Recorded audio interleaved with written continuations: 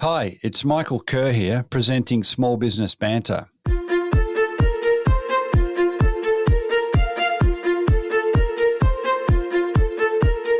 Welcome to the Small Business Banter podcast. I'm Michael Kerr, your host, and I'm also the founder of Kerr Capital, where I work day to day with business owners.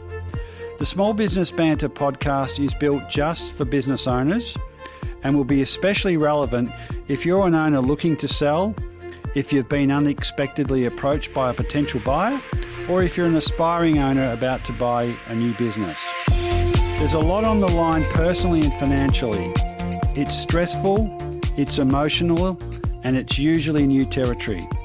So to help, each episode of Small Business Banter is a discussion between me and another business owner or an experienced small business advisor. We talk about their experiences. So what you'll get is practical, real-life advice, different takes on everyday problems, and a renewed confidence to tackle your own business challenges.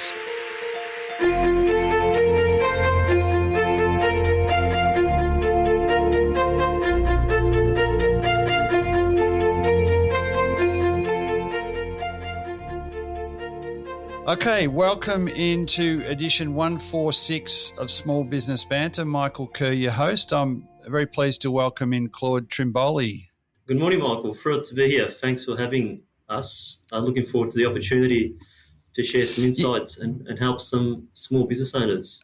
So we were just chatting and we started to talk about your professional life, and what we're going to be chatting today about. Claude is a insolvency practitioner, a restructuring practitioner, and we'll dive into that. Claude was just mentioning that you grew up in a small business family. Do you want to just repeat what you told me, because it's very relevant to our audience, and then lead on to where you are today, and then we'll dig into this topic of insolvency. Yeah, absolutely. Thanks, Michael. Yeah, I was saying prior to going live on air, so Melbourne born to Italian immigrants. Mum and dad didn't finish high school. Dad was a shoemaker. Mum was a housewife. We grew up in the inner northern suburbs of Melbourne. So I literally helped Dad make and sell shoes from the age of 10. So I had a front row seat, small business 101, which I call it, with Dad, making shoes and selling them around town. So I was... I know the trials and tribulations that small business owners and go family through, business, and especially family businesses, and the challenges that family businesses face, and sitting around the dinner table and the like, and there are challenges. We all know that as a small business owner, but then you have family dynamics at play as well. So as I said, I've had a front row seat from the age 10. Business resonated with me. I just enjoyed the aspect of business. And then that led me into some high school studies, which were very focused on business economics and accounting. Then went into university, lucky enough to complete a degree in business with a major in accounting. Then I landed at a national accounting firm in Melbourne, top 10 firm with various divisions. And as luck would have it, I was working in the insolvency restructuring division of that firm for about 4 years. During that time, became a chartered accountant, qualified chartered accountant. Then a rite of passage, went to London, where I lived and worked for about 3 years, always in the insolvency restructuring space. Returned to Melbourne, where I kind of retooled on the Australian insolvency restructuring dynamics. Then about 10 years ago, I set up my own shop. So we run a boutique restructuring insolvency firm from the Melbourne CBD. So we work with a lot of small business owners who face challenges that we all do as small business owners from time to time. What's the name of the firm, Claude? Good question. Charles & Co. So the firm is called Charles & Co. To connect the dots, it goes back to my father in a way. So my father's name is, in Italian, it's Caramello. But when he came to Australia in the 60s, most people called him Charles or Charlie. So it's kind of a tip my hat off to Dad, because as I said, as a 10-year-old, he taught me the ropes on small business. Yeah, the on basics. cobbling, being a cobbler. Yeah, absolutely. Those up in the northern suburbs of Melbourne, what a rich history and culture up there. We're up there last weekend and drove up and down Sydney Road, and you can see the remnants of some old shoe shops and factories. So it's a wonderful place. So now you're in the thick of insolvency and restructuring. So what we want to do today is talk about insolvency, why it happens, what are the risks that you might see coming in a business you need to do something about to avoid an insolvency, what are the ramifications personally, legally, and you've no doubt had plenty of exposure to business owners and you've seen some good outcomes and maybe some really sad outcomes. So I guess we're trying today to explain a little bit more about what insolvency is and the related areas of restructuring, so that owners can perhaps be better placed to see where they're in trouble and then ultimately take the right advice to try and avoid that. At its very core, can you just talk briefly about insolvency, what it is and what are the basic ramifications for an owner? The basic level, if a business is unable to pay its debts as and when they fall due, that's the technical definition of insolvency, and it comes down to your cash flow test. Are your liabilities more than your assets? And if it becomes too overwhelming for a business owner where they cannot pay those debts, the business owner under the Australian law has an obligation, if the company is not able to pay those debts as and when they fall due, not to trade the business because it is insolvent. And if they continue to trade under that insolvency dynamic, business owner, director can be held what we call personally liable. So as we know, when you set up a company, there is a separate legal entity between personal debts and company debts. The business owner wants to avoid that. That's at its basic terms. And if the business owner decides to place the company into an insolvency event, they come and see someone like me, where in simple terms, we sell all the assets of the company, put that into a pot, and then pay down liabilities of the entity. Once we've done that, the company is then deregistered. It is an exit strategy from that point of view. You referred specifically to directors and companies there. So if an individual business owner was trading as a sole entity, are they carved out or are there a different set of responsibilities? Yeah, good question. So you got to separate the two. We have companies. So when you set up a company and you have a director and shareholders, and a director can trade that company. And the beauty of that is you have your separate legal entity. So under the company laws, the company's liable for those debts. Then on the other side of the coin, you can have a sole proprietor where you're running a business as a sole proprietor. And if you do that, then you can become bankrupt personally.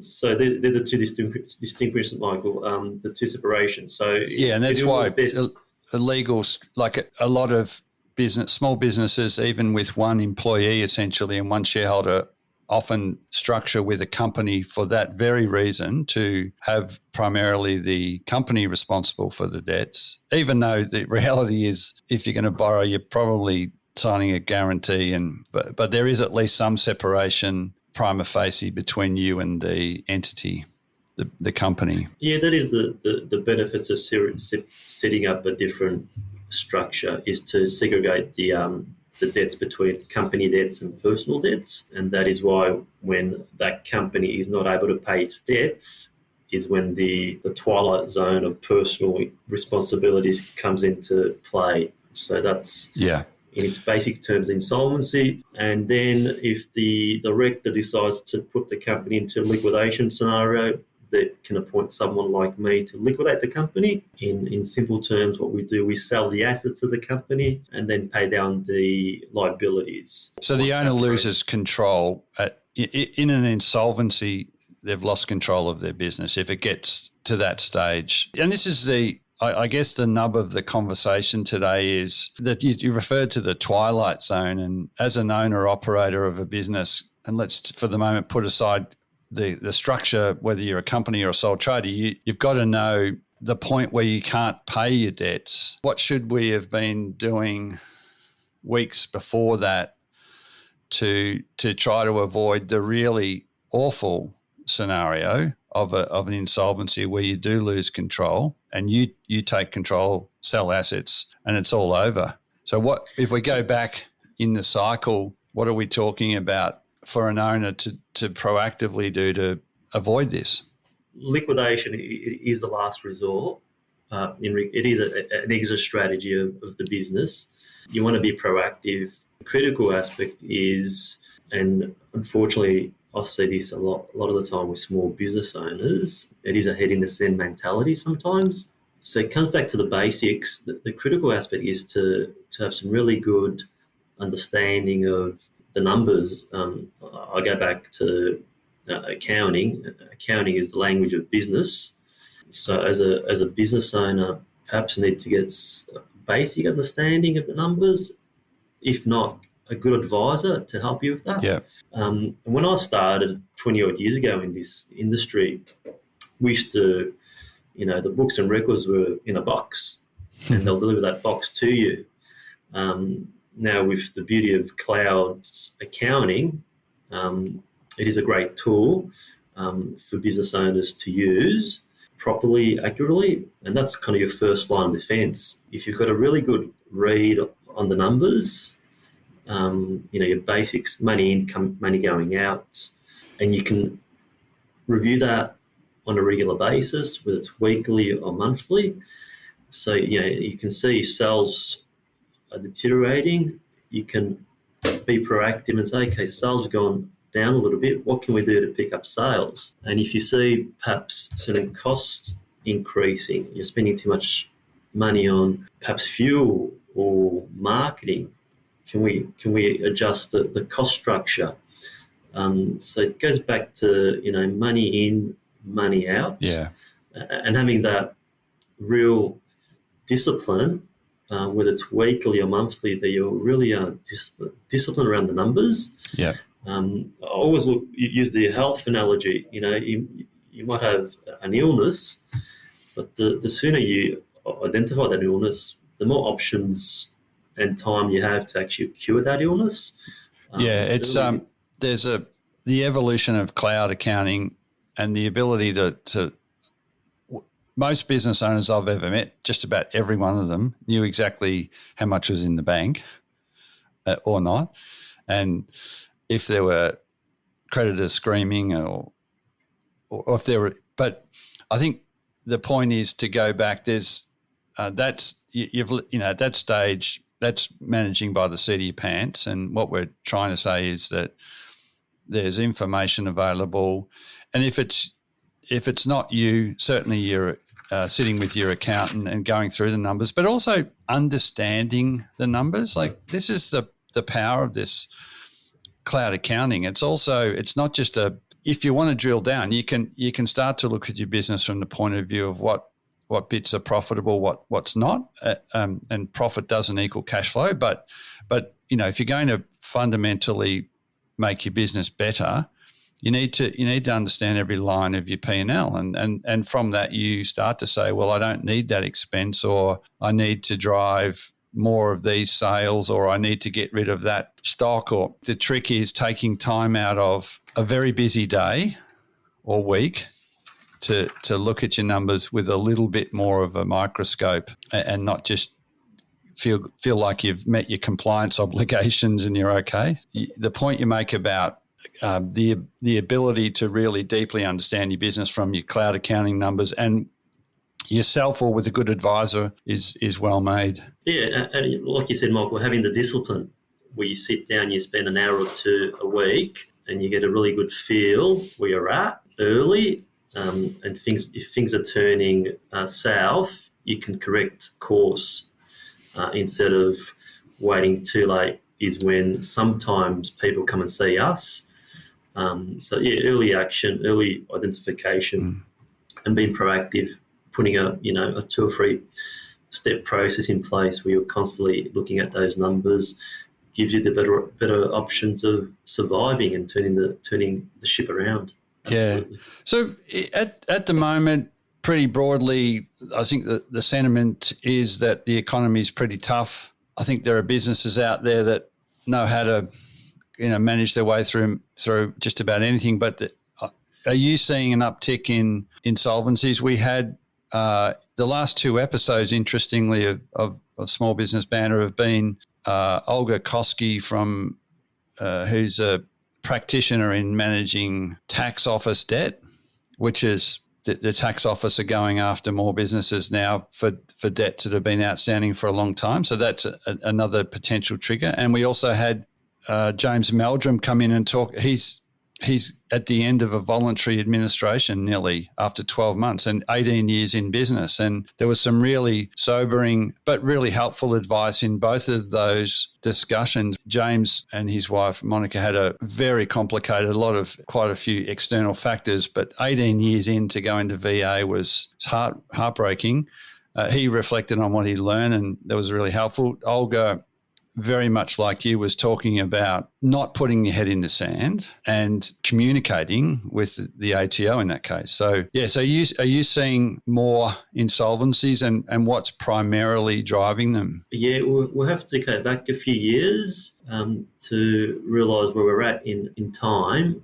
We do go through cycles. So we've had a very low interest rate environment for a very long time. Then COVID hit our shores, or all shores around the world, and the government did what the government had to do. Interest rates went to zero, literally. We had a lot of stimulus in Australia and the world. I think the Morrison government spent about $500 million worth of stimulus packages. And then we had the tax office historically collecting tax debts, but during those 2-3 year period, hitting pause on tax collections and actually, providing funding to small businesses via JobKeeper and cash flow boost and the like. And that caused, probably unintended consequences. At that point in time, we all thought it had to be done. Fast forward 4 or 5 years later now, and that's kind of turned. We've had interest rates increase dramatically in a space of a very short time. We've had, inflationary pressures, cost of business have gone up dramatically, especially in the construction space. And then the tax office, we had, and probably Olga touched on this in the last episode, last reading, I think in 19, collectible tax debts were about 25 billion. They doubled in about 5 years. I think we're about 50 billion at the moment. And small businesses make 65% of that, which is about 35 billion worth of outstanding tax debts. And now that's what's driving some challenges in the small business community, or business in general, which is increased insolvencies to actually record levels. I think we had on ASIC numbers 11,000 nationally of companies going into external administration in 23-24. The last peak was around 10 years ago in 2013. But also some context, I think there's about 3.4 million companies in Australia. So 11,000 divided by 3.4 million is about 0.3% of companies going to an external administration. And in 13, we had about 2 million companies. So there was about 0.5% of companies going to external administration in a year. So in context, in comparison, although the numbers are big, given the broader economy of Australia, the numbers are still proportionally okay. Yeah. Saying that, it is a challenging time because of interest rates and the taxman. The taxman is a biggest driver, right? Especially in small businesses.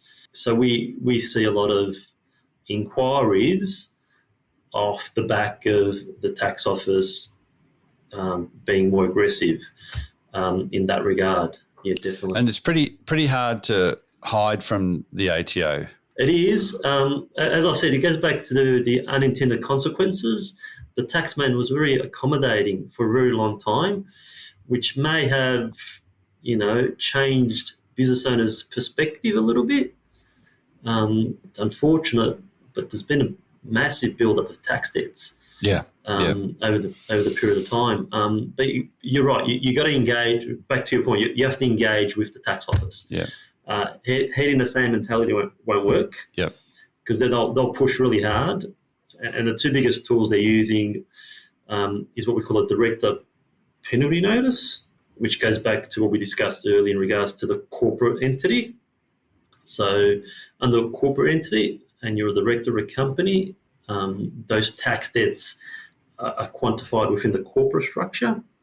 But the ATO has a strong tool to issue what we call a director penalty notice, giving the director literally 21 days to do one of three things, which is pay the debt, small business restructuring, we'll touch on shortly, which is a new restructuring tool for business owners, liquidate or put the company into administration.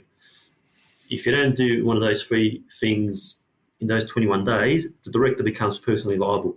Going back to that. Yeah, 21 days is such a short amount of time to if you haven't thought through your options, I can imagine it would just completely overwhelm anybody that gets one of those DPNs. It is very overwhelming. It's kind of the ATO's, I think, like it goes back to engagement. It is the ATO's kind of second last resort, because after the director penalty notice, they generally go down the path of winding up the company. Okay, yeah. And so it is a last resort. It goes back to engagement, engaging with the ATO, with your current advisor, hopefully putting a payment plan in place to manage that tax down. But what we're also seeing in our space is what we call a small business restructuring. I think you touched on business owners losing control when a company goes into liquidation. So because of COVID, the government in 2021 introduced a new insolvency regime, you call it. It's called a small business restructuring. It's a mechanism where a business owner can engage someone like myself to look at his business and work out if that business was to liquidate, what would be the return to the creditors? It's generally the ATO, and then propose a plan to the tax office, which is a better outcome than liquidating the business. And during that process, the business owners actually remain in control of the business. Yeah, it is a new strong tool. It has been the flavour of the month for us. We've had about literally one a month that we've engaged with business owners, and we've been able to get compromises on tax debts, which is manageable and gives the business owner a reset where the balance sheet is reset at a reduced, compromised liability position. So it's been really helpful for business owners. So that it's a bit of breathing space, but the owner's got to be all over how am I going to restructure the business and how am I going to communicate with the ATO. Is it generally the ATO or are there other creditors bringing actions as well? It is generally the ATO at the smaller end of town, Michael. Yeah. Because as we know, you don't have to pay the tax office to keep the lights on in the building. Yeah, pay your employees to keep on coming back to work, or pay your supplier to, deliver the goods. Coffee, deliver the goods or the coffee to make the coffee. Yeah. So generally speaking, the tax office, you're able to delay paying the tax office. Yep. And they're generally the biggest creditor in an insolvency situation. Yeah, okay. So in that scenario, you'll get a hell of a shock about the value or the realisable value of your business, which is probably negative in many cases unless you can restructure and the debt and pay back over time. I'm assuming that mostly it's pretty well negative or and probably very sad after X amount of years of putting in a lot of yourself and time, energy, money, and looking down the barrel of a negative equity or in your business. Yeah, it's a tough part of the space that we work in. I go back to my formative years as well with Dad and being a cobbler. He put a lot of years into that business. Luckily, he was able to survive through the ups and downs, and especially the 90s recession when interest rates were, he tells me, 15, 17%, reflecting the other day with him because I was complaining about interest rates being 4 and a bit at the moment. Yeah. So he had a giggle at me. Yeah. Blood, sweat, and tears. It is unfortunate when that business owner has a realisation over many, many years there is no significant value in those circumstances because of the build-up of some tax debts and liabilities. Yeah. Look, I do want to come to that and to talk about some of the stories, the good and the bad, and the impact on the individual and the impact on you, because I'm sure you see some really awful situations that you wish didn't happen. Hi there. It's just a quick interruption to the podcast, and it's a message from Kerr Capital, a supporter of the podcast. If you're a business owner thinking about selling and you're unsure about what you should do, well, the worst thing you can do is jump straight into an unprepared business sale. Cross your fingers and hope for the best. If you want to take control, get a sense of what your business is really worth and a plan to make it more sellable, then head over onto the Kerr Capital website, check out the value and sellability diagnostic. If it piques your interest, contact me, Michael Kerr, or book one of the free 45-minute diagnostic calls. Now let's head back to the podcast. So when this small business restructuring, it creates a bit of time and space for the owner.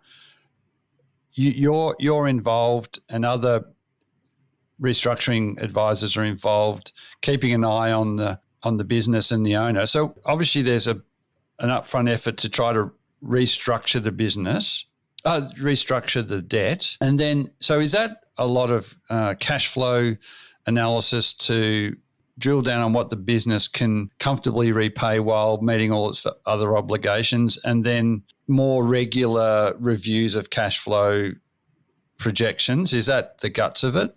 It is a very short time frame. It's usually 35 business days that the whole process entails.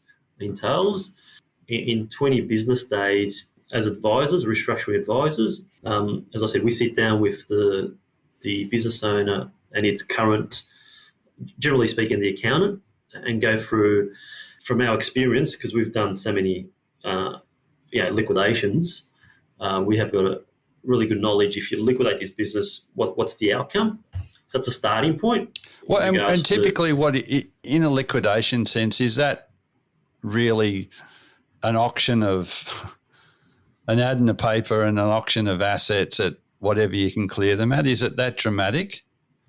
Yeah, well, you haven't got much time. So you're right. We advertise. We do social media channels these days through auctioneers that we use, through other social media. We do have a very quick sales process per se. But from a small business restructuring point of view, we don't do that advertising. We do a high level review. What will be the outcome to the creditors, generally the ATO, and then work backwards, because reverse engineer. So this is a liquidation scenario, and it might be, hypothetically speaking, it might be 10 to 20 cents in the dollar, potentially. To the creditors, To the creditors. Nothing to the owner. Unfortunately, when it gets to that kind of level, there'll be nothing to the owners. It's a way of restructuring your debt. So that's kind of our baseline starting point. And then from there we work out, okay, you got to offer the creditors a bit more than that. So it might be 25, 30 cents in the dollar. So how much money is required? So there's two ways you can make that payment. It could be through a lump sum payment in 60, 90 days, and we need to work out with the business owner whether he's got the means to do that. And then we communicate that to the creditors, generally the ATO. Or if it's from monthly cash flow projections, we sit down with the business owner and the current accountant and get an insight into the cash flow projections.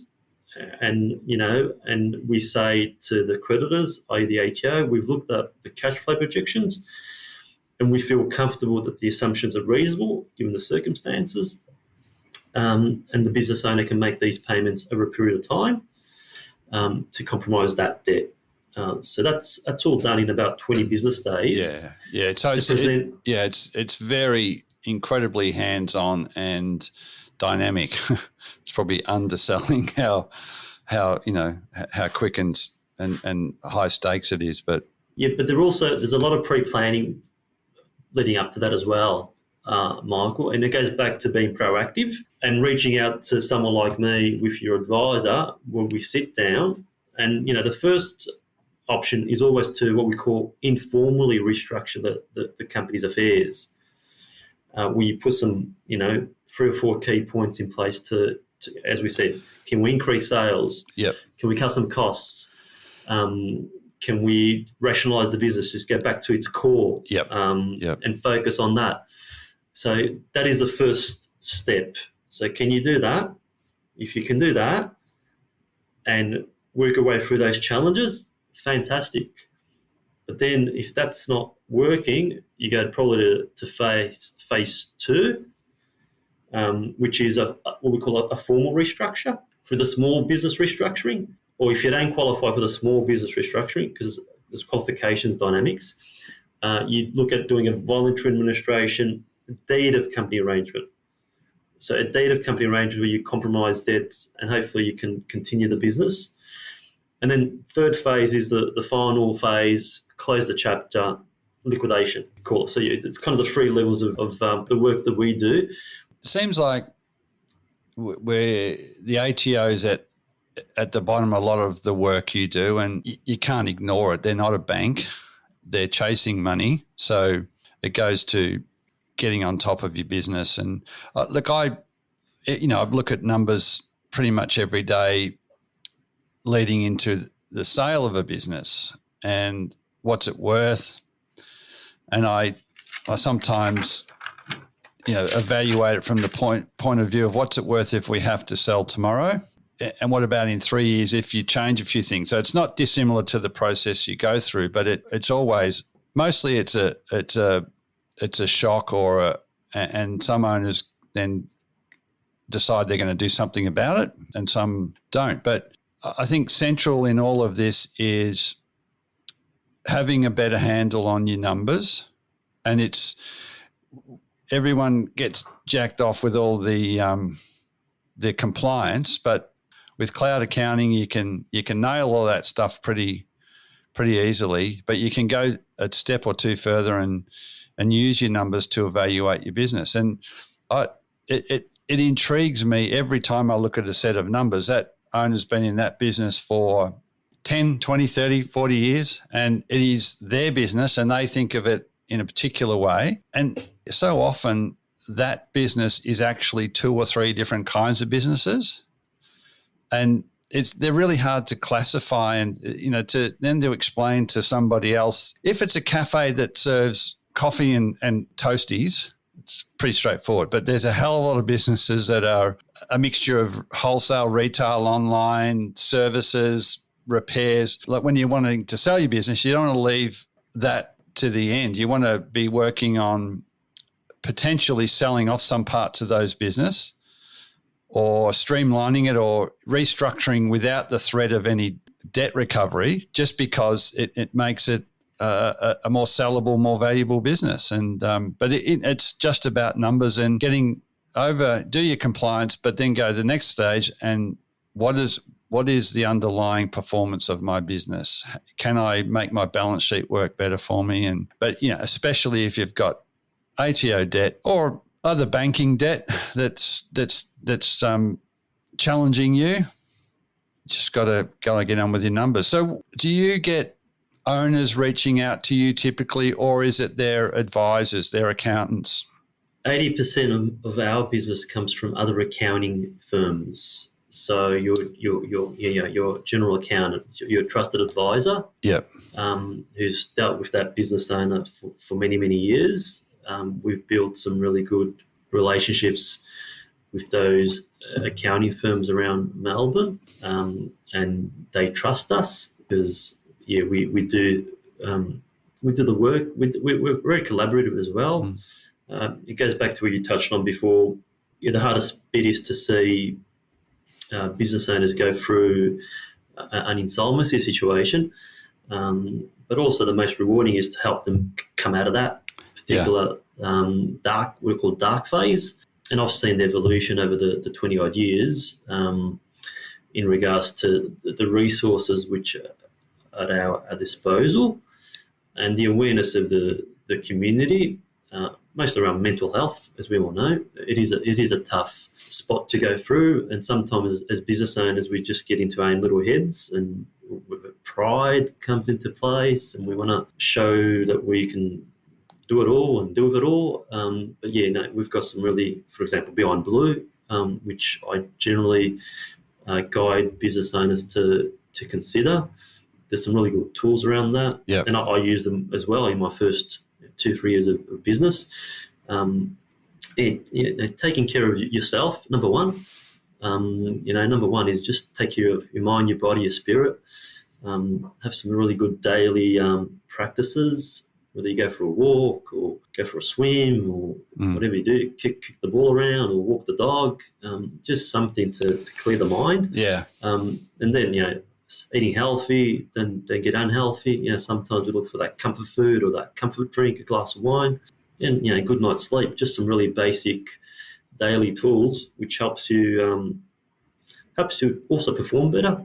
It gives you a clear mind, and step back and take a deep breath and speak to people, communicate, and just reach out. Because if you talk to people, you just kind of work the problem and you get solutions.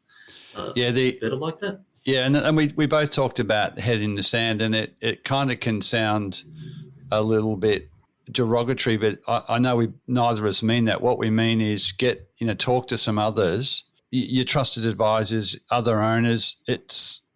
You've got to find some people, some fellow owners or advisors that you can share your issues with, and that's I guess. When we talk about it, it is very lonely. It certainly is running a business. So, above all, we're talking about what you should do, but it's all underpinned by having honest discussions with a few people that you trust. They're vital. How do you handle this as Claude? You must take its toll, and you referred to that. Then it must take its toll, but also perhaps steel you to help more owners in your business.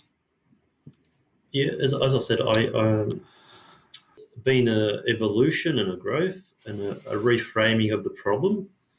Take it as an opportunity to help that business owner through this challenging time.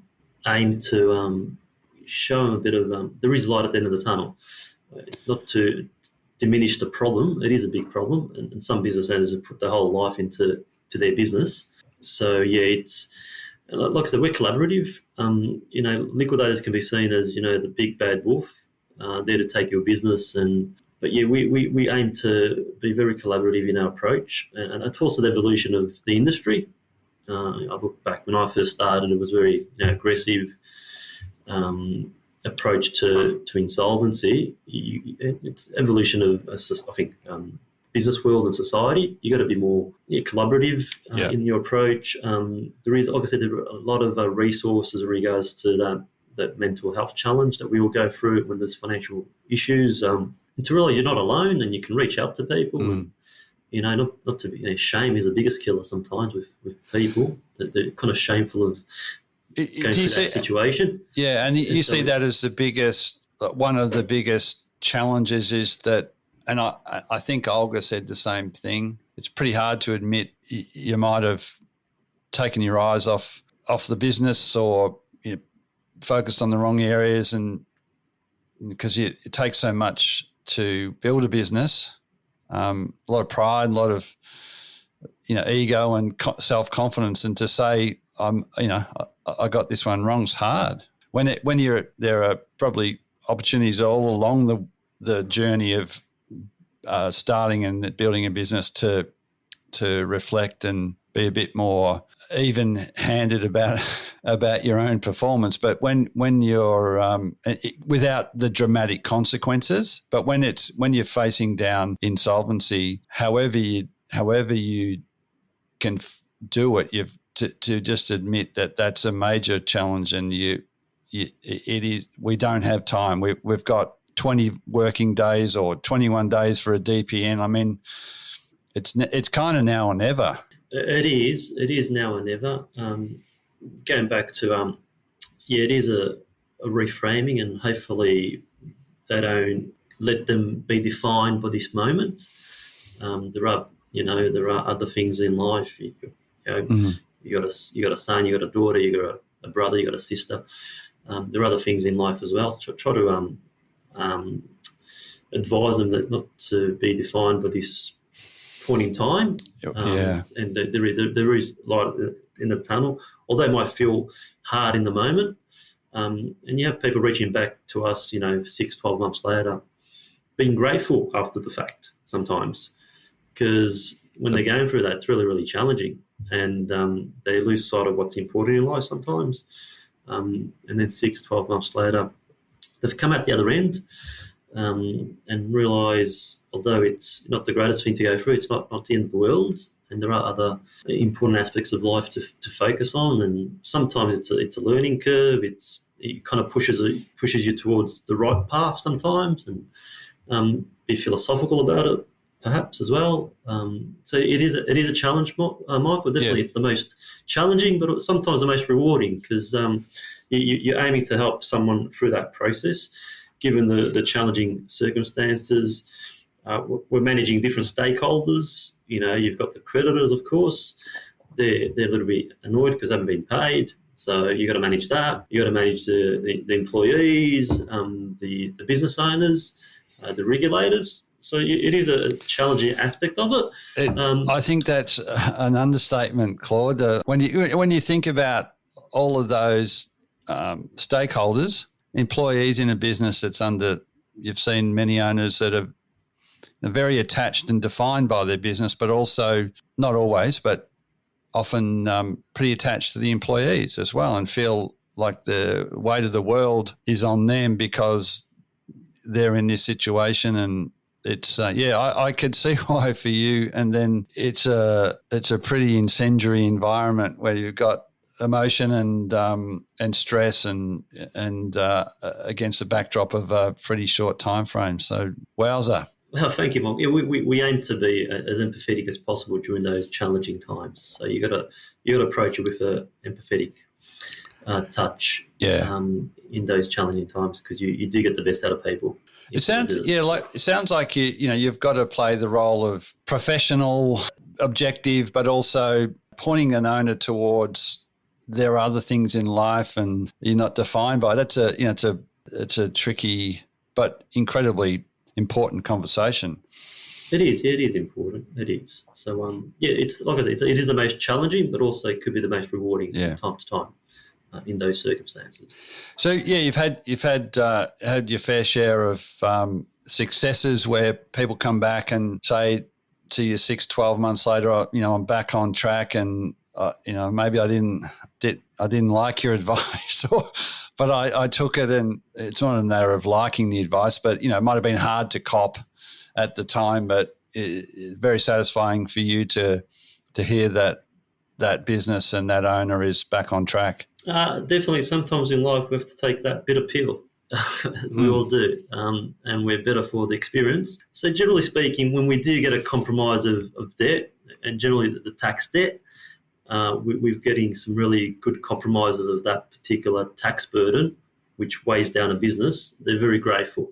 Definitely very grateful in that regard. So that is the dynamic change from traditionally, your bread and butter, liquidation, exit, it's a full stop, towards the small business restructuring or the informal restructuring, where we're compromising some significant debt loads, and it gives the business owner a reset moment, a bit lighter in regards to not having that burden on their shoulders, having the tax office constantly reaching out.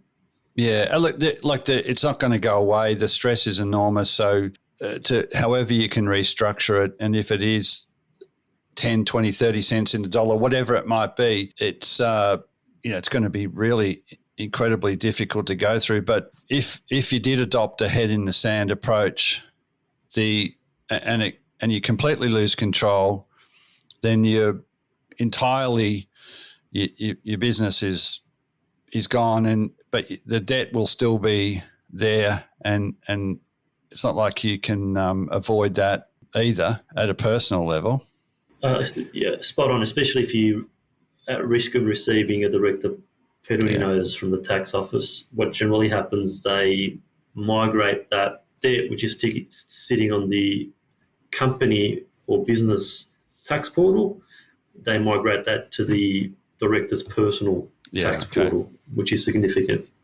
So it is being proactive and taking a bit more control of the situation when you see those those red flags from the tax office. And you business owners will know that, you know, they're getting calls from the tax office, emailed, etc., correspondence increasing.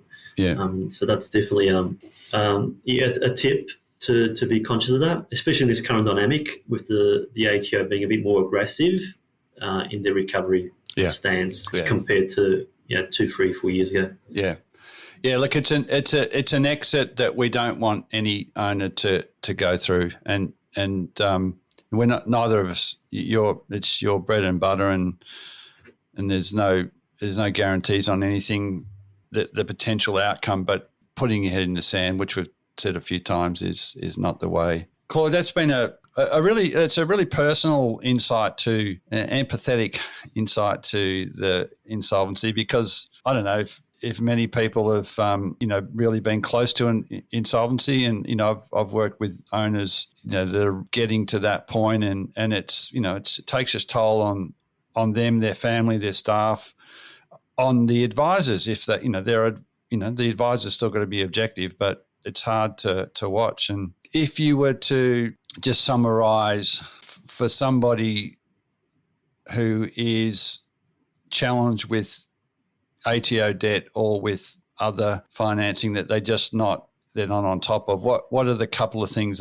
you think they must do to avoid having to call you ultimately? No, absolutely. No, we are kind of the second or last resort. It goes back to what we touched on previously, Michael.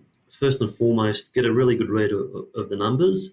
So invest in a good cloud accounting package. As a business owner, perhaps educate yourself. Again, it goes back to resources. We've got resources at our fingertip. I'll pick up my phone now and I do a Google search, and I've recently got onto the Microsoft Copilot. It's transformational. You have to go and read 20 textbooks to get an understanding of one concept. So getting a really good understanding of cloud accounting, and then educating yourself on, as I said, accounting is the business of language. That's 1, 2, and then third, once you've got that understanding, if you see numbers deteriorate, act early, be proactive, speak to people. You can call your accountant, your lawyer, your other business owners, coach, business coach.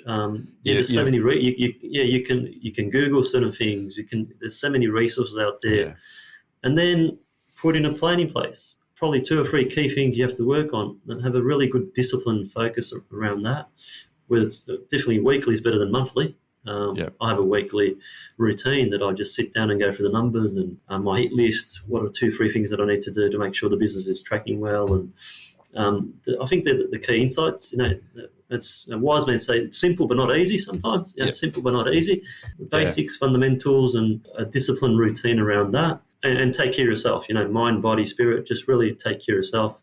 Healthy, and then you'll definitely, your business will be better as well. You'll feel better, the business will feel better, and just kind of a virtuous cycle. And I think understanding the ego thing or the shame thing, all these personal strong feelings, somehow to find it in you to chat to others, as you said, and a range of other people and share the load. So Claude, where does anybody that wanted to reach out and have a chat to you there, how could they get a hold of you? And just go into our website, www.charlesandco, so charlesandco.com.au. you'll see about us. I'm on there as a profile. There's our email address and phone numbers, some of the services we provide. So have a look at that. That'll give you some insights into what we do and how we may help you.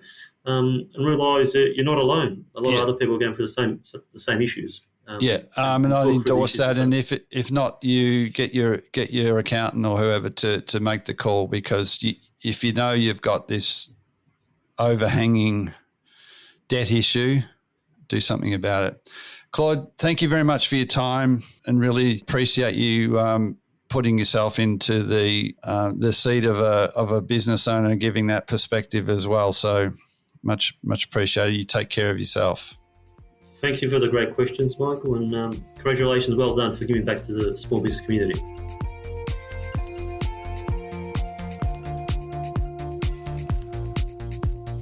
Well, I hope you enjoyed that episode of Small Business Banter, and I hope it was helpful in you getting the most out of your small business ownership.